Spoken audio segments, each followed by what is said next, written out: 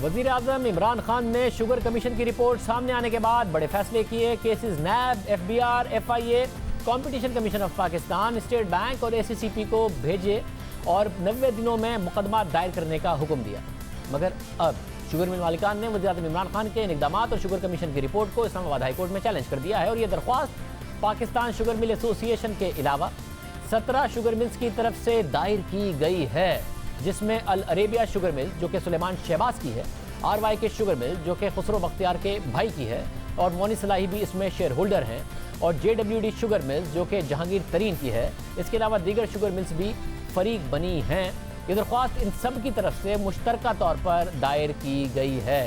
तो सोचिए कि जहांगीर तरीन, सुलेमान शहबाज, खुसरो बख्तियार साहब के भाई और मोनी सलाही सब एक साथ मिलकर, उनके भी जो शुगर मिल है उसमें शेयर हैं, सब एक साथ मिलकर दरख्वास्त गुजार हैं। Chief justice Islamabad high court justice Athar Minallah ने इसे कल समाअत के लिए मुकर्रर कर दिया है। दरख्वास्त में मौक़िफ़ इख्तियार किया गया है कि इंक्वायरी कमीशन ने रिपोर्ट की तैयारी में आईनी इख्तियार से तजावुज़ किया। फॉरेंसिक ऑडिट के लिए भी सिर्फ चंद शुगर मिल्स को मुंतखब किया गया।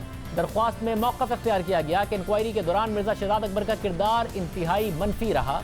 कमीशन ने तहकीकात करते हुए कानूनी तकाज़े पूरे नहीं किए, इसलिए हुकूमत और तमाम इदारों को इंक्वायरी कमीशन की रिपोर्ट की रोशनी में कार्रवाई से रोका जाए। अब इस दरख्वास्त पर कल अहम समाअत होगी। दूसरी जानिब कमीशन की रिपोर्ट सामने आए अब 20 दिन हो गए हैं। हुकूमत ने एक्शन का भी ऐलान कर दिया, मगर अब तक चीनी की कीमतों में कमी नहीं हुई।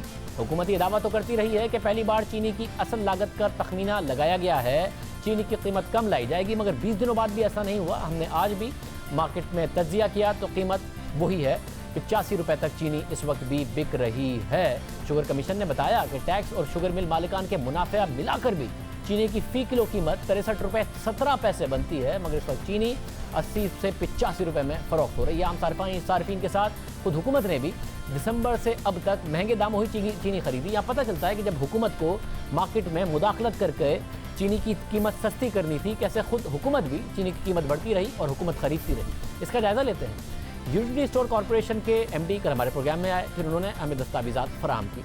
तो दस्तावेज़ात के ही मुताबिक जो दस्तावेज़ात आप सामने देख रहे हैं वो हमें खुद यूटिलिटी स्टोर कॉरपोरेशन की तरफ से प्रोवाइड की गई हैं, मुहैया की गई हैं। इन दस्तावेज़ात के मुताबिक 3 दिसंबर 2019 को 15,000 टन चीनी 67 रुपये फ़ी किलो के हिसाब से खरीदी गई और फिर 21 दिन के बाद 24 दिसंबर को यूटिलिटी स्टोर कॉरपोरेशन ने मजीद 15,000 टन चीनी खरीदी 71 रुपये फ़ी किलो के हिसाब से, और फिर 20 दिन के बाद यानी 14 जनवरी को 2,000 टन चीनी खरीदी गई 74 रुपये फ़ी किलो के हिसाब से, यानी 7 रुपये चीनी की कीमत बढ़ गई। ऐसा क्या इजाफा हो गया था? क्या बिजली महंगी हो गई थी? गन्ना महंगा हो गया था कि एक महीने के फ़र्क से 67 रुपये की जगह हुकूमत 74 रुपये की चीनी खरीद रही थी और ख़रीदती जा रही थी।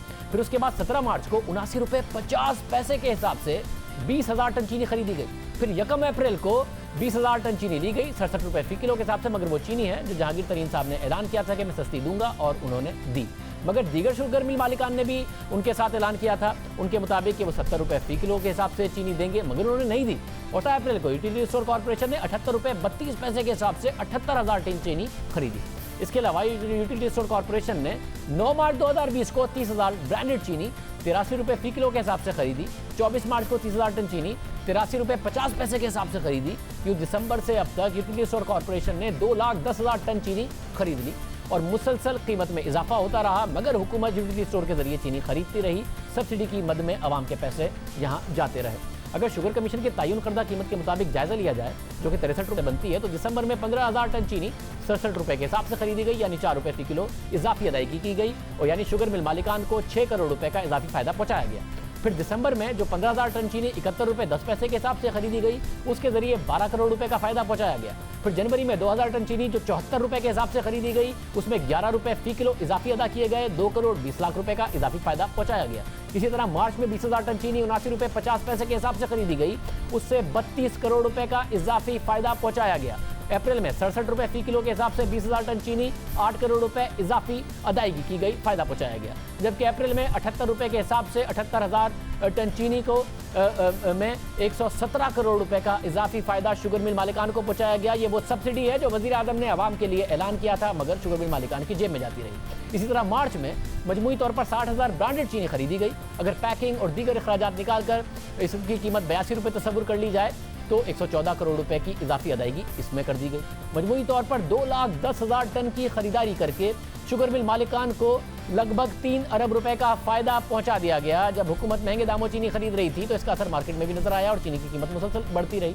जब हुकूमत ही महंगी खरीद रही थी तो शुगर मिल मालिकान मार्केट में कैसे सस्ती चीनी बेचते। अब हम हमारे प्रोग्राम में सादिक साहब कह चुके हैं कि इस हवाले से भी कार्रवाई होगी। इस हुकूमत का एक बहुत बड़ा स्कैंडल बन सकता है कि अरबों रुपए की सब्सिडी वज़ीर आज़म कह रहे हैं अवाम को जा रही है, जा वो शुगर मिल मालिकान को रही है। बिल्कुल शाहज़ेब, मैं आपके साथ एग्री करता हूँ। ये मैं समझता हूँ ना सिर्फ ज्यादती है बल्कि बदमाशी भी है। मुझे थोड़ा सा इस चीज़ का इसलिए भी पता है कि जब यूटिलिटी स्टोर ने, स्पेशली जब रमज़ान का महीना आ रहा था, तो उससे पहले यूटिलिटी स्टोर ने प्रोक्योरमेंट करनी थी, बिकॉज एक सब्सिडी दी गई कि यूटिलिटी स्टोर्स पे जो बेसिकली जहाँ से कम आमदन वाले और गरीब लोग खरीदारी करते हैं उनके लिए हुकूमत की तरफ से एक्स्ट्रा सब्सिडी मिली। तो वो जो इनडायरेक्ट सब्सिडी थी वो भी मिल मालकान ने, और इसमें टोटल फेलियर था, बिकॉज कार्टलाइजेशन की इंतहा ये रही कि ना सिर्फ इस दौर में, अगर आप शुगर कमीशन को देखें तो उसमें जो कार्टलाइजेशन की एक मिसाल दी जाती है, वो आज से कुछ साल पहले भी तमाम मिलों ने यकसुई से यूटिलिटी स्टोर को चीनी बेचने से इनकार कर दिया।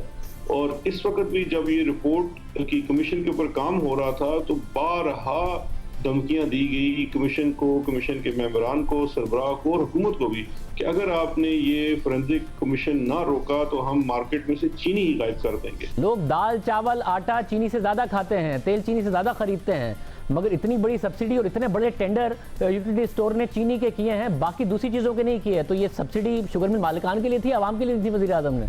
इसमें तो ये सीधा आपके पास एक वाज़े तौर के ऊपर सबूत आ गया है कार्टलाइजेशन का, कि आपने एक दफा से फिर, बिकॉज जब टेंडर किए गए तो मुझे इस चीज़ का पता है कि वो बारहा कोशिश की गई कि जो एक्स मिल प्राइस है उसके जो मार्केट प्राइस से कम हो, लेकिन किसी मिल ने भी उस प्राइस से नीचे कोट नहीं किया। और कार्टलाइजेशन की यही मिसाल होती है कि जब सब एक साथ मिल जाते हैं तो वो मजबूर कर देते हैं इवन हुकूमती इदारों को भी कि आप उस वक्त उनसे उन्हीं दामों पे चीनी खरीदें जिस दाम पे वो बेचना चाहते हैं। ये जो यूटिलिटी स्टोर्स वाला मामला है इसको भी देखा जाएगा, और इंशाल्लाह आने वाले दिनों में ना सिर्फ इसमें ये देखा जाएगा कि किसने इससे नाजायज़ फ़ायदा उठाया, और अगर नाजायज़ फ़ायदा उठाया तो उनसे रिकवरीज भी इंशाल्लाह होंगी, जो कि वो टैक्स पेयर का पैसा वापस जमा हो सकेगा। देखते हैं वज़ीर आज़म की इस 3 अरब रुपए की सब्सिडी में से कितने पैसे वापस आते हैं। याद दीजिए। अल्लाह हाफ़िज़।